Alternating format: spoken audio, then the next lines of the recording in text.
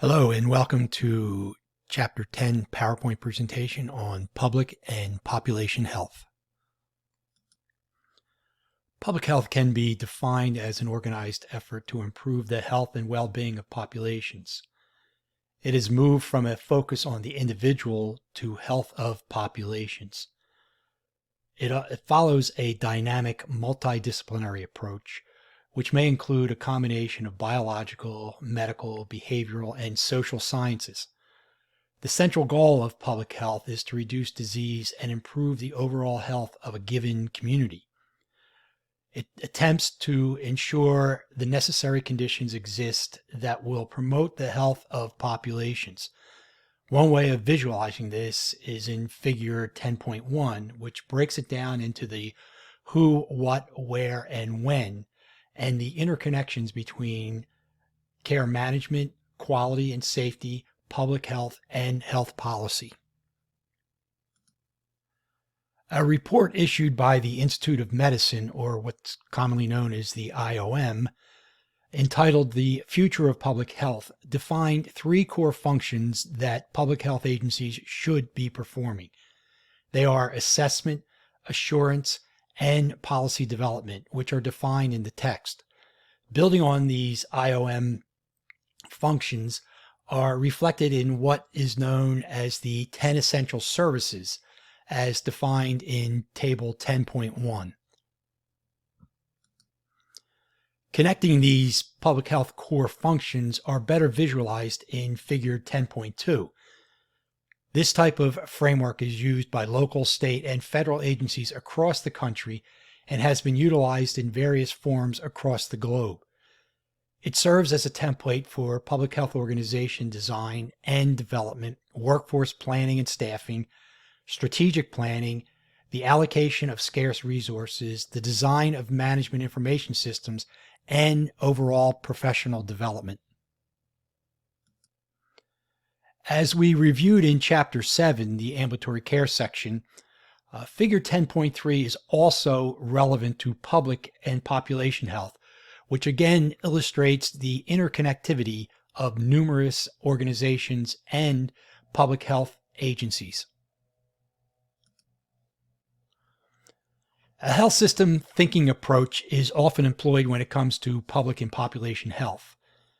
In his book, The Health Systems Thinking, a primer, James Johnson speaks about the mindset of public health professionals and its importance on public health management, practice, and research.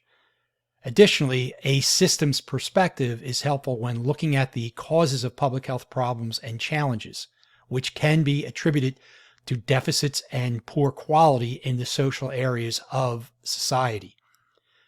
These are what are commonly known as social determinants of health, something we looked at in a previous chapter, which may directly impact the health of a community or population. Figure 10.4 illustrates some of these determinants.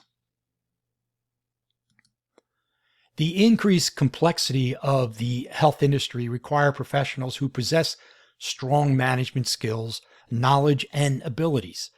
As the profession is confronted with challenges such as health inequities, escalating costs, provider shortages, and an array of social determinants, public health professionals must be able to handle an ever-expanding number of public health priorities, programs, policy initiatives, and population health activities.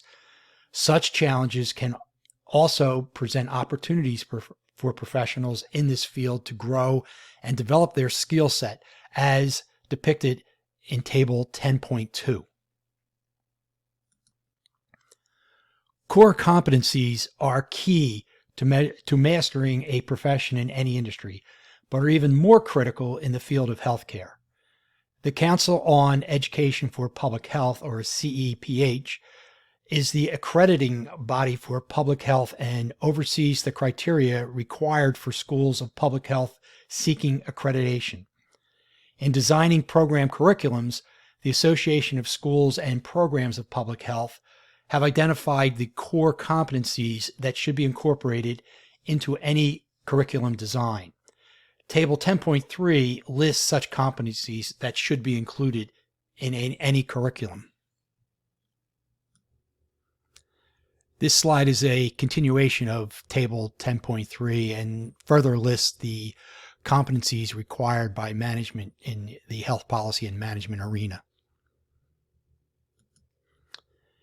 In Table 10.4, we see defined those competencies that should be mastered in any leadership position within the public health or population health sector. Again, this is a continuation of Table 10.4, and again listing the management competencies that leaders should possess when coming into or working in the public health or population health service. Public Health 3.0 is an initiative promoted by the National Academy of Medicine and the Department of Health and Human Services. This third generation model reflects the promise and potential perils confronting the 21st century public health system.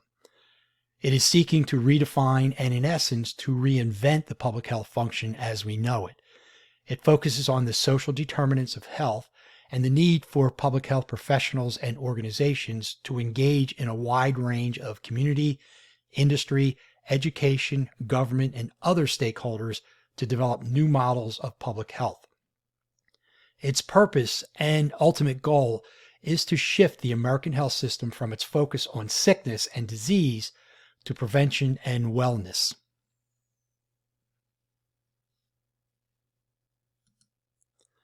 Since 1980, the HHS has worked with other partners to develop 10-year plans outlining key national health objectives to be achieved by the end of each decade.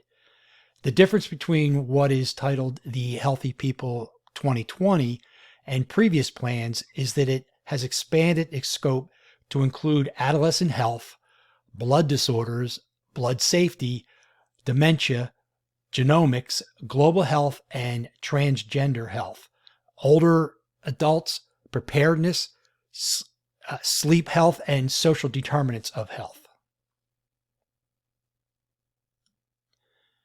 Developed by HHS to represent the preliminary work on the Healthy People 2030 plan, Figure 10.6 shows the action model to assist public health managers and leaders in achieving these national health goals. As defined in his book entitled Essentials of Public Health, Bernard J. Turnock states, from a functional perspective, it is the individuals involved in carrying out the core functions and essential services of public health who constitute the public health workforce. He further states that unlike other professions, there is not any specific degree or unique set of experiences that distinguish public health workers from other fields. Many public health professionals have a primary professional discipline in addition to their role in a public health organization. Such occupations and professions are listed in Table 10.6, although this is not meant to be an exhaustive list. This is a continuation of Table 10.6 and provides further samples of public health occupations and careers, which will continue to expand as technology and research also expand. As we see in Figure 10.7, interactions and partnerships from business, media, education, communities, healthcare delivery, and other public agencies all have influence on the public health and population health models. In previous modules, we have examined and discussed the complex nature of the health industry. And in examining the HHS's organizational chart as illustrated here in Figure 10.8, one may gain a greater appreciation of the complexity of our health system and why even the smallest changes are incredibly difficult to achieve. These are the agencies that interact at the state, local, and non-governmental levels when dealing with public health policy and regulations. Table 10.7 provides some detail on some of the agencies that make up a part of HHS and is called the U.S. Public Health Services. The most influential positions in this sector is the Surgeon General, appointed by the President, and helps shape the national health agenda. This slide continues Table 10.7 and again provides greater detail on some of the various public health agencies that are included under HHS. Just for reference sake, this slide indicates some of the positions and the multiple agencies and locations where they may be assigned in terms of various functions of the U.S. health system. Again, figure 10.9 further illustrates how complex our health system truly is. And this is an example of the CDC organizational chart. And whether it be state, local, or federal public health agencies, all of these agencies have a strong relationship with the CDC. Between these various levels is an interdependent system of public health surveillance, monitoring, and education. To better serve the public, the CDC embraces systems thinking, collaboration, and partnerships. Our recent pandemic has cast the CDC into a central role of issuing guidance, regulations, and advice. Although some may say they have overstepped their authority by attempting to mandate adherence to certain recommendations. A prime example of this may be the recent CDC recommendation of having the COVID vaccine be listed with the required vaccines to be administered to school-age children.